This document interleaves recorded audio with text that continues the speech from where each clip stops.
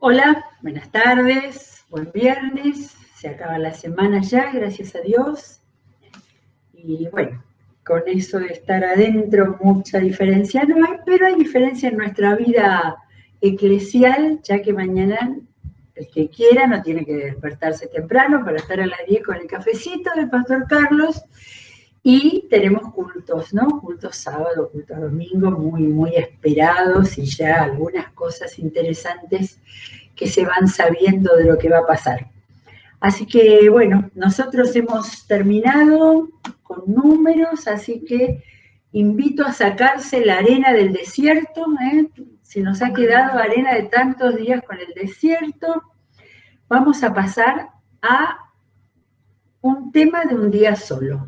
Hace mucho que venía pensando en esto y tengo por eso el tema está circunscrito a un solo versículo, que era, hay versículos, no palabras, de repente hay palabras, expresiones que están por toda la Biblia, por muchos lados, por supuesto. Hoy el Pastor Carlos nos desafió a que buscáramos acerca de vida eterna y ya está en la lista de cosas para hacer. Pero yo lo que pensaba era algún versículo que fuera mencionado varias veces, utilizado varias veces en distintos contextos. Así que desde hace tiempo me viene trabajando el justo vivirá por la fe, o el justo por la fe vivirá, de acuerdo a no me fijé en distintas traducciones. Es un versículo que nos viene desde el Antiguo Testamento y que ha sido citado por distintos autores en distintas cartas y en circunstancias diferentes, aun cuando tiene una temática muy clara y muy definida, ¿no? El justo vivirá por la fe. ¿Dónde lo encontramos? Lo encontramos en el libro de Habacuc, uno de mis libros preferidos entre los proféticos, porque el estilo de Habacuc, el dinamismo que tiene en sus cuatro capítulos, 3 capítulos. Es corto, pero con capítulos muy largos. Y bueno, y tiene esa cosa linda de descubrir estaba contando el libro, se me movió el libro de Nahum. No tiene 3 capítulos. Tiene 3 capítulos igual que Nahum. Muy bien. Seguimos averiguando cosas. No hay nada mejor como, esto nos enseña como método de estudio bíblico, pero de ojear, pasar hojas, y uno dice, ¿eso qué era? Y empieza a leer, y no es la cosa de leer 2 versículos y listo, sino de decir, ¿de qué viene esto? ¿A dónde va? ¿Qué? Y ahí me leo el libro entero. Bueno, el tema de Habacuc, que está en el capítulo 2, pero por eso le miré todo el contexto para poder ver a qué se refiere y sobre todo descubrí el estilo de los profetas con esa relación con Dios, que venimos de ver la relación con Moisés, pero Moisés tenía la epopeya a su cargo, ¿no? En cambio, profetas como Habacuc, que quizás estuvieron en un periodo muy pequeño o con una tarea muy pequeña, como por ejemplo la de profetizar contra una sola nación, como pasa. En algún momento vamos a dar una vuelta por los profetas menores, a los que tienen la misma época en la cual profetizaron, ¿no? Y las diferencias, eso es muy interesante también. Bien, Habacuc tiene una libertad, ahí encuentro sí una semejanza como tenía Moisés a hablar con Dios. Le peleaba al Señor, le discutía. Empieza así, dice, esta es la profecía que el profeta Habacuc recibió en visión. En visión. Y el titulito, ese que no es de la Biblia, pero que nos ayuda, dice la primera queja de Habacuc. Y acá empiezan las preguntas esas. ¿Hasta cuándo, Señor, he de pedirte ayuda sin que tú me escuches? Así que no era un diálogo amable, estaba reclamando al Señor. ¿Hasta cuándo he de quejarme de la violencia sin que tú nos salves? ¿Por qué me haces presenciar calamidades? ¿Por qué debo contemplar el sufrimiento? Y ahí empieza a haber ahí una serie de una descripción, ¿no? Pero hay, en el versículo 5, ya hay una respuesta del Señor. No la vamos a leer, solamente algunos versículos que entendí que nos ayudaban a llegar a nuestro versículo estrella del día de hoy.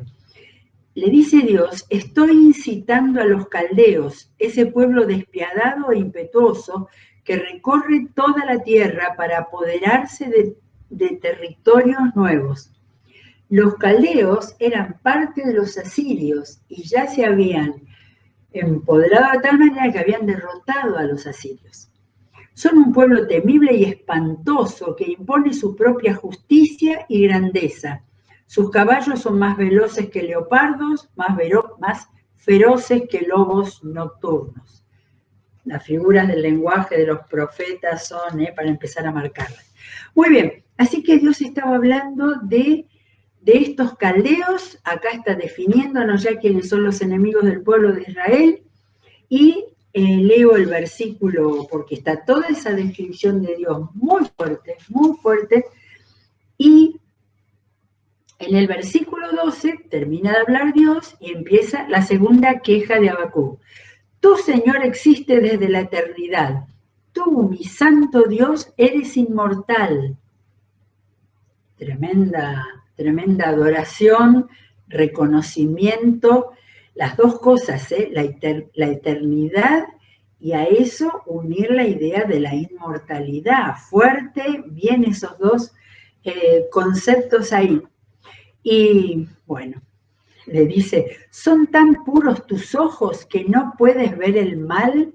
¿No te es posible contemplar el sufrimiento? Bueno, tremendo para rumiarlo, como decimos muchas veces, hasta que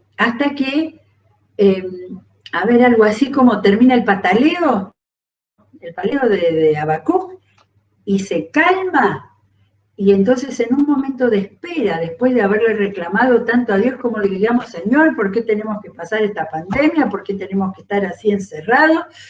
Como tanta gente está diciendo. Pero Habacuc se calma y en el capítulo 2 empieza diciendo, me mantendré alerta, me apostaré en los terraplenes, estaré pendiente de lo que me diga, de su respuesta a mi reclamo.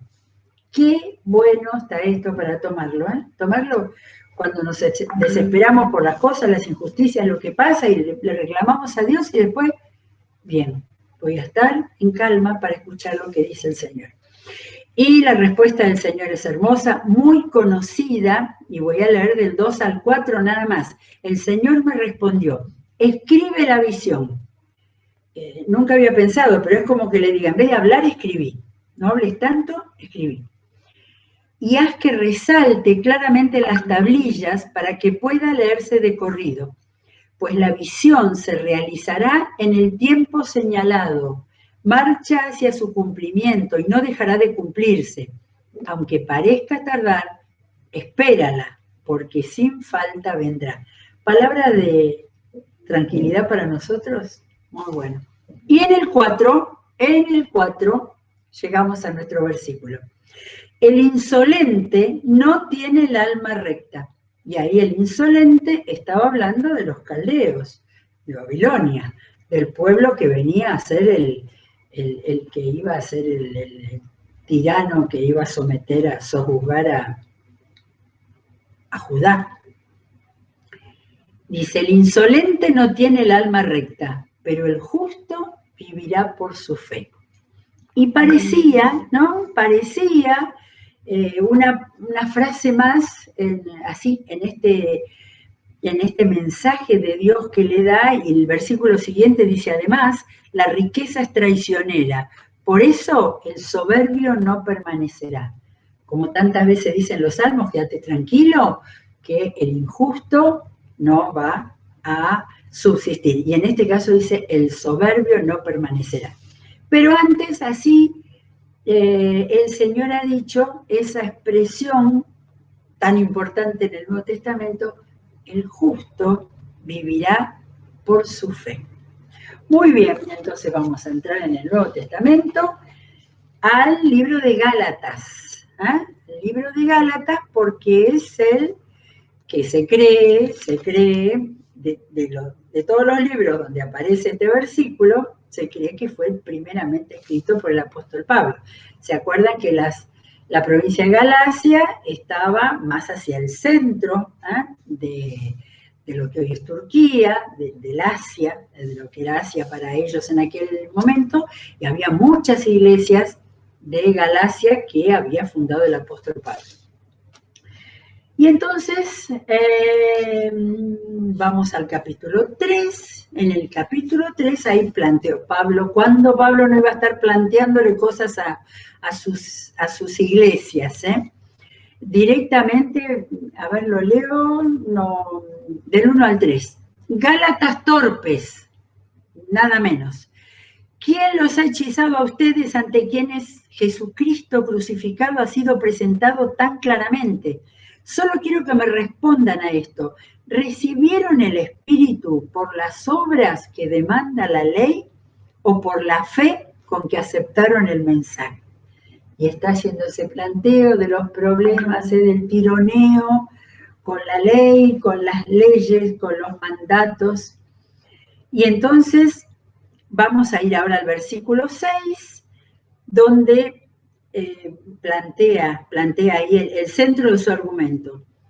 Así fue con Abraham, le creyó a Dios y esto se lo tomó en cuenta como justicia. Acá está la explicación. Creyó a Dios y eso lo hizo justo. El haberle creído a Dios es lo que lo hizo justo. Y en el 7 y 8, 7 a 9, por lo tanto, dice Pablo, sepan que los descendientes de Abraham son aquellos que viven por la fe. Me suena a cachetazo esto. Los que viven por la fe son los verdaderos descendientes. Los otros son judíos legalistas. En efecto, la Escritura, habiendo previsto que Dios justificaría por la fe a las naciones, anunció de antemano el Evangelio a Abraham. Ya le anunció el Evangelio a Abraham. Cuando le dijo, por medio de ti serán bendecidas todas las naciones. Así que los que viven por la fe son bendecidos junto con Abraham, el hombre de fe. Qué linda que es la epístola a los Gálatas. ¿Cuánto hace que no leemos Gálatas? Bueno, anotarlo en la lista de próximos libros. Entonces él va haciendo, como hace también a los romanos, como ha hecho en otras cartas, cuando está enseñando plantea los casos del Antiguo Testamento, los personajes, y en este caso está tocándoles el problema de ahí el problema de que querían volver al legalismo, y les está diciendo es la fe lo único que hace falta. Y entonces vamos al versículo 11, porque para leerlo nos llevaría mucho tiempo, pero además porque está toda esta argumentación muy detenida, muy lenta y muy clara. Era como para decir, ¿cómo puede ser que no entendieron? Dice por ahí en el 12, la ley no se basa en la fe. No, pues vamos al 11. Ahora bien, después de todo lo que dijo, ahora bien, es evidente que por la ley nadie es justificado delante de Dios. Más o menos ya lo había dicho, acá lo planta. Nadie es justificado delante de Dios, porque, abre comillas, el justo por la fe vivirá. Si se fijan en las referencias, ahí dice Habacuc 2:4. Era la frase de Habacuc que había entendido perfectamente el apóstol Pablo y que sabía que era lo que estaban necesitando los Gálatas, ¿sí? Lo leo de nuevo. La ley no se basa, después dice, la ley no se basa en la fe, por el contrario, quien practique estas cosas vivirá por ellas. Cristo nos rescató de la maldición de la ley, ¿sí? Y en el 11 había dicho, es evidente que por la ley nadie es justificado delante de Dios, por el cumplimiento de la ley, por la desesperación por el cumplimiento sin que esté el alma comprometida y la vida comprometida. Pues el justo vivirá por la fe. Aires de libertad en esta carta, donde se notaba que los creyentes que provenían del judaísmo estaban muy atados aún, y sobre todo el problema que había en las iglesias, juzgándose unos a otros, con el dedito marcando quién cumplía, quién no cumplía, y acá Pablo está metiendo aires de libertad. Bien, la que sigue por orden de escritura es la carta a los romanos. En la carta a los romanos vamos a mirar en 1.17, primero en el primer capítulo. En 1.17 está diciendo ese versículo maravilloso en el 16, a la verdad no me avergüenzo del Evangelio, pues es poder de Dios para la salvación de todos los que creen, de los judíos primeramente, pero también de los gentiles. La iglesia de Roma estaba compuesta por judíos convertidos y estaba compuesta por gentiles. Había de todo en la capital del imperio. Y ahí en el 17, en el primer capítulo, ya planta la bandera esta.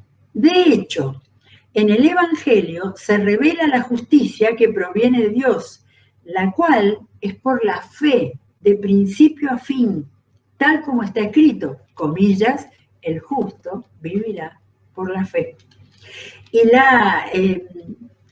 la frase, el versículo no era el justo se salvará, no, vivirá, en lo cual está el concepto completo de una vida diferente. Y él viene a hablar del Evangelio, de lo que significa el mensaje del Evangelio.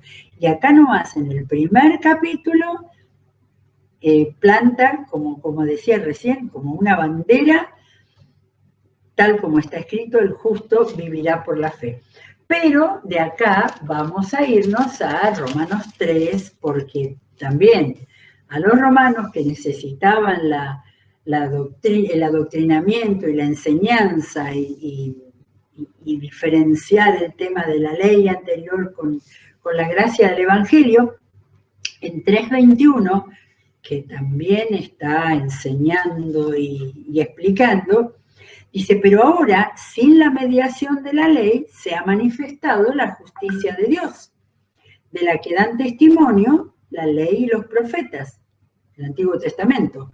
Se ha manifestado la justicia de Dios, el testimonio de la justicia de Dios la da el Antiguo Testamento. Mucho de eso hemos visto ya en los últimos días. Esta justicia de Dios llega mediante la fe en Jesucristo a todos los que creen. Y ahí dice el famoso, de hecho no hay distinción, pues todos han pecado y están privados de la gloria de Dios. Pero el 22 es importantísimo, esta justicia de Dios llega mediante la fe en Jesucristo a todos los que creen, porque los hará justos. Bien, estamos en Romanos entonces, y termina, a ver, podemos leer todo. Sigue allí, vuelve a explicar que Cristo Jesús efectuó la redención que Cristo Jesús efectuó. Voy al 25, Dios lo ofreció como un sacrificio de expiación que se recibe por la fe en su sangre, para así demostrar su justicia. Anteriormente, en su paciencia, Dios había pasado por alto los pecados, pero en el tiempo presente ha ofrecido a Jesucristo para manifestar su justicia. De este modo, Dios es justo y a la vez el que justifica a los que tienen fe en Jesús. El justo por la fe vivirá. Lo explicó en el capítulo 1 y siguió del 1 hasta el 5, 6, 7, hablando de lo que esto significa. Dios es justo y a la vez es el que justifica. Y nos hizo justos por la fe en Jesús. Qué fácil parece, ¿no? Y qué difícil ha sido siempre que se entendiera. Por eso, acordémonos que Pablo no había ido a Roma. Había cristianos, habían ido a predicar y habían comenzado iglesias en Roma. Así que esta es la gran carta donde él adoctrina, explica y enseña con tanta, aún un poco de repetición, pero como para que insistir, falta que haya puesto ¿entendieron? ¿Ahora entendieron? Muy bien. Terminamos con Romanos y nos vamos a Efesios. Efesios es la carta que fue, como lo veíamos, ya no me acuerdo, hace unas semanas, habíamos visto que Efesios era una carta, la semana pasada cuando terminamos de ver el final del libro de los Hechos, que se cree que la carta a los Efesios la escribió estando en esos 2 años de prisión en Roma, Hechos de los Apóstoles, capítulo 28. Y entonces acá tenemos en Efesios, capítulo 2, famoso. No vamos a tocar el capítulo 1, que lo tiene guardado y apropiado el pastor Carlos, pero sí en el versículo 2, donde leemos a ver del 1 al 3. En otro tiempo ustedes estaban muertos en sus transgresiones y pecados, en los cuales andaban conforme a los poderes de este mundo. Se conducían según el que gobierna las tinieblas, según el espíritu que ahora ejerce su poder en los que viven en la desobediencia.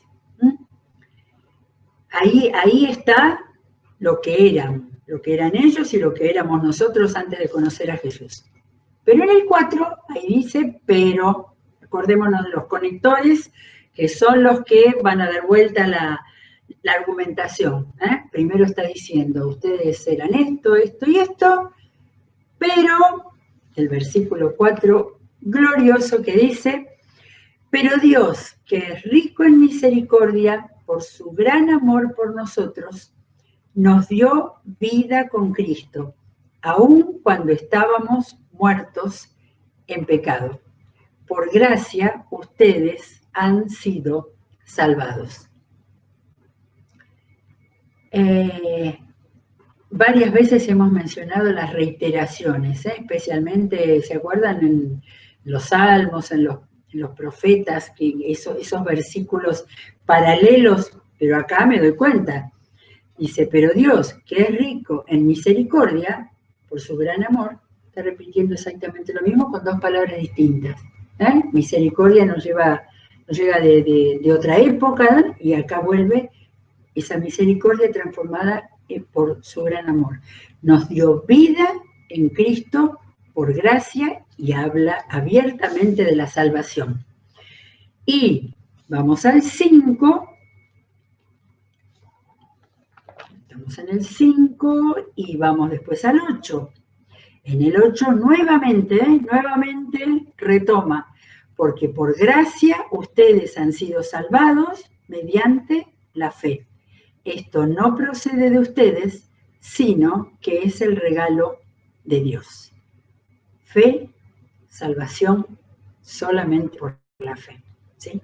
Extraordinaria este desarrollo que tiene el apóstol Pablo en la carta a los Efesios para seguir enseñando esto que era clave en la aceptación de que Dios por gracia y Dios por la fe del creyente era la posibilidad de ser salvados, ¿sí?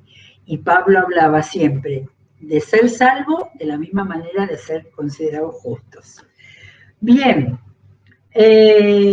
vamos ahora al 4 libro, al libro de Hebreos. Se acabó el apóstol Pablo, acá tenemos, según mi creencia y mi defensa, aunque no soy erudita en la Biblia, que tiene olor a Apolos, a ese judío impresionante que Aquila y Priscila tomaron como para completarle lo que le faltaba del Evangelio, y fue en Corinto un evangelista y un maestro extraordinario. En el capítulo 10, Hebreos es otro libro para leerlo y disfrutarlo. En el capítulo 10, 10.1 empieza, porque es el libro donde habla del sacerdocio y donde habla de Jesús, el verdadero sacerdote, y trabaja mucho ese tema porque la carta está dirigida a los hebreos, pero le viene muy bien a los cristianos. En el 10.1 empieza diciendo, la ley es solo una sombra de los bienes venideros y no la presencia misma de estas realidades. Por eso nunca puede, mediante los mismos sacrificios que se ofrecen sin cesar año tras año, hacer perfectos a los que adoran. O sea, la ley dice que no puede hacer perfectos a nadie. Y habla en la adoración. Y entonces, a ver si sigo leyendo acá, de otra manera, no habrían dejado ya de hacerse sacrificios, pues los que rinden culto, purificados de una vez por todas, ya no se habrían sentido culpables de pecado. Pero esos sacrificios son un recordatorio anual de los pecados. Y así sigue trabajando con los hebreos y explicando todo este tema de por qué no los sacrificios y las ofrendas no hacen, como decía primero, perfectos. No pueden hacer perfectos, completos a los que adoran. Y entonces, vamos al versículo 10. Y en virtud de esa voluntad somos santificados mediante el sacrificio del cuerpo de Jesucristo, ofrecido una vez y para siempre. Todo sacerdote celebra el culto día tras día, ofreciendo repetidas veces los mismos sacrificios que nunca pueden quitar los pecados. Pero este sacerdote, después de ofrecer por los pecados, este sacerdote habla de Jesús, después de ofrecer por los pecados un solo sacrificio para siempre, se sentó a la derecha de Dios. ¿Y a dónde llegamos? Dice, porque con un solo sacrificio ha hecho perfectos para siempre a los que está santificando. ¿Sí? Así que ha hablado al principio de hacer perfectos, después de hacer santificados. Y acá en el versículo 14 es donde une que el sacrificio de Cristo ha hecho perfectos y santificados, o sea, justos. ¿Y qué nos queda? Versículo, entonces, en ese mismo capítulo que sigue con todas las disquisiciones, de manera tal que todo el mundo pueda realmente entenderlo, en el 38 dice, pero dentro de muy poco, a ver, leo el anterior, ustedes necesitan perseverar para que después de haber cumplido la voluntad de Dios, reciban lo que Él ha prometido. Pues dentro de muy poco tiempo, y acá copia al profeta Habacuc, el que ha de venir vendrá y no tardará, pero mi justo vivirá por la fe, y si se vuelve atrás, no será de mi agrado. Tal cual el texto que Dios le dio a Habacuc diciendo que espere, que iba a venir la respuesta de él y que iba a venir la respuesta de lo que Dios iba a hacer para el futuro. Pero acá, fíjense que en este contexto del planteo de la ley que no hace perfecto ni que santifica, sino solamente la obra de Cristo, vuelve a utilizar el versículo de Habacuc 2.4 para decir que acá en este caso no es para la salvación, como hablaba Pablo en las otras cartas. Acá lo está enfatizando con relación a la perseverancia, a la constancia. En Hebreos está eso de que dice que no hay que abandonar la congregación. Y entonces dice, pero, de nuevo citando a Habacuc, pero mi justo vivirá por la fe. Y si se vuelve atrás, no será de mi agrado. Y eso lo estaba diciendo Habacuc también. Bien, este es el recorrido. De ustedes ven que con esta lectura así, despacito, yendo para atrás, volviendo, viniendo, es como que cerramos conceptos para entenderlo, ¿sí? Esta frase ha sido tan usada en la evangelización para explicarle a una persona, ¿sí?, que quizás volcaba su religiosidad a cumplimiento de preceptos, que el lugar de la fe, la fe en Jesucristo es la que realmente hace justo. Así que, bueno, este versículo nos muestra la unidad de la palabra, de punta a punta, del tiempo de los profetas hasta el libro de Hebreos, aparece y sigue siempre diciendo, toda la palabra tiene una unidad, toda la palabra tiene un eje, está unido antiguo con nuevo, ¿sí? Porque Jesucristo es el que cumplió la promesa desde el primer libro de la Biblia. Muy bien, que tengamos un buen fin de semana, aprovechemos para leer más la palabra y si alguna de los textos que hemos estado leyendo en esta semana los hayan estimulado para hacer una lectura profunda y completa de todo el libro. Buen fin de semana, nos vemos el lunes.